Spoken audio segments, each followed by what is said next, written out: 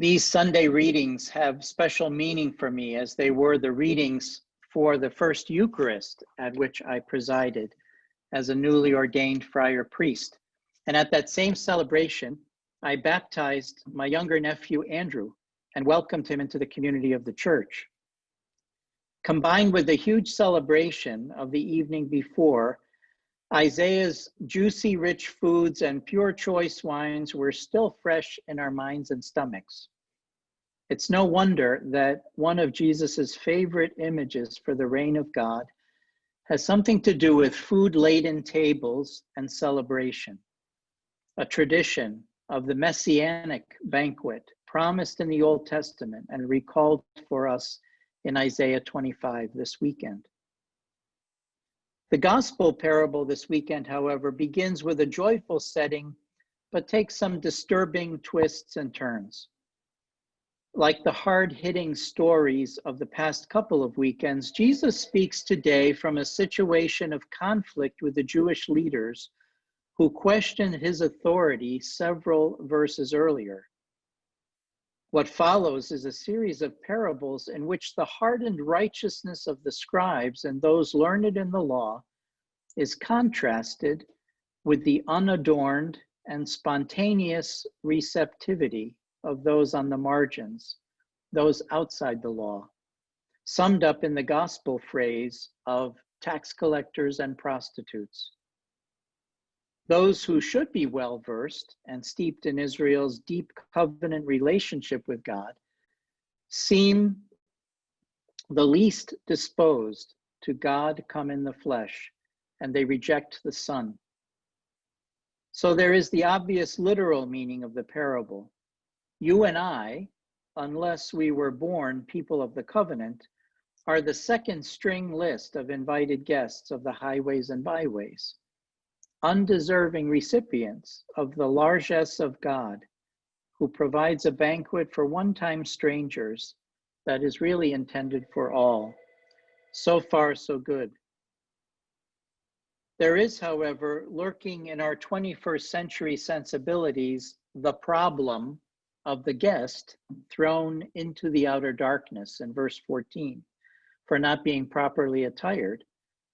Our logic suddenly kicks in, and we have several questions for Jesus, not the least of which is how the king in Jesus's parable could expect someone to be dressed properly if he or she was just pulled in from the road to come to a feast to which he or she wasn't invited to begin with. What's more, how did the other guests get dressed? Some details must have been left out. Again, the parable invites us into another world that turns a world without God upside down.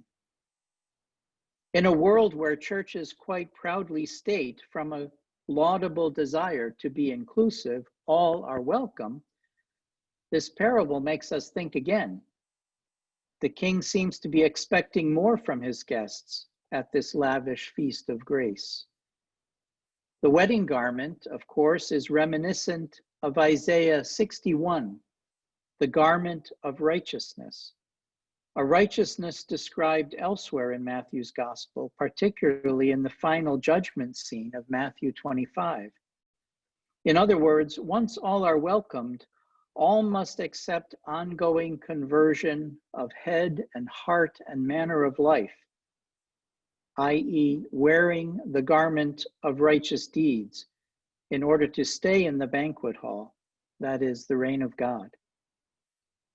The invitation of God through Jesus Christ has already been extended, and all are welcome to come into the messianic banquet of the Son.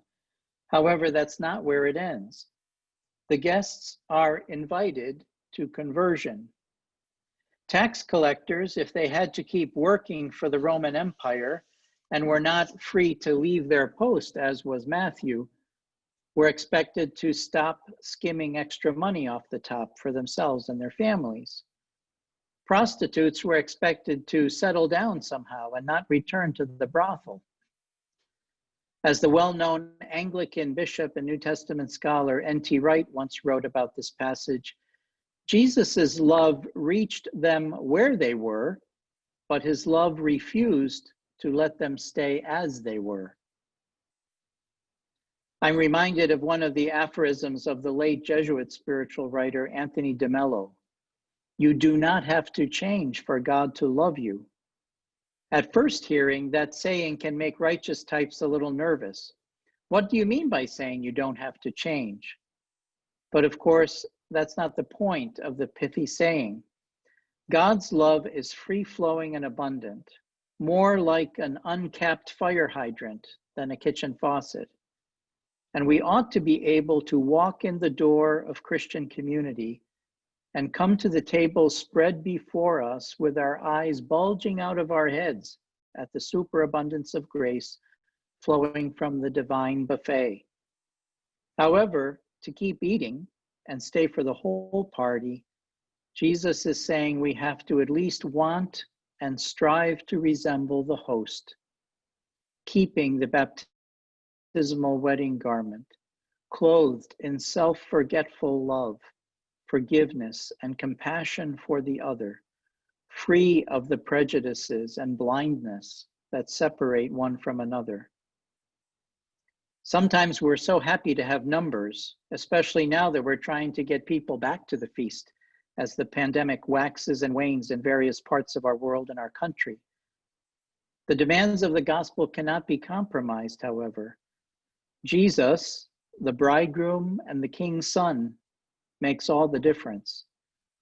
The parable requires all of Jesus's disciples to bask in the love of a lavish God who wants us to resemble the divine image as self-sacrificing love flows through us. If we could just experience the love of God as Jesus did, or deepen that experience of that love, we would change anything in our lives and even do somersaults to stay in the banquet hall of the reign of God. Who put the white wedding garment on you when you were washed clean and prepared for the wedding feast? And how are your kingdom clothes looking these days? Where do you see yourself in this great banquet hall of the Messiah? Whom else would you gather in so the hall can be filled? Peace and all good things.